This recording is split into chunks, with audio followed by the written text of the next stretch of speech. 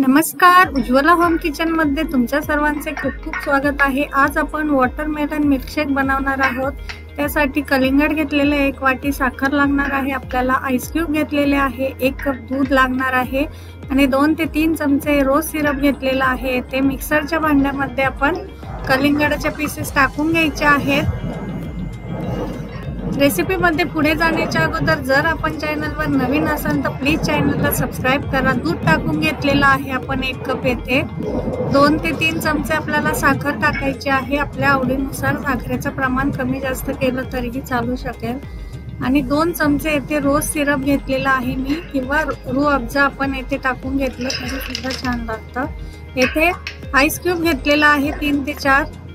झाकण लावून घ्यायचं आहे आणि मिक्सरला 1 मिनिटभर फिरून घ्यायचं आहे। आपला वॉटरमेलन रोज मिल्कशेक बनून तयार आहे। झटपट बनून तयार होतो आणि गरम उष्णतेमध्ये शरीराला थंडावा देणारा हा मिल्कशेक नक्की ट्राय करा।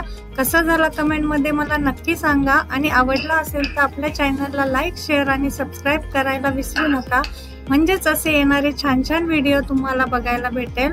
पुढचा कुठला व्हिडिओ बघायला तुम्हाला आवडेल हे सुद्धा मला कमेंट करून सांगायला अजिबात विसरू नका। धन्यवाद।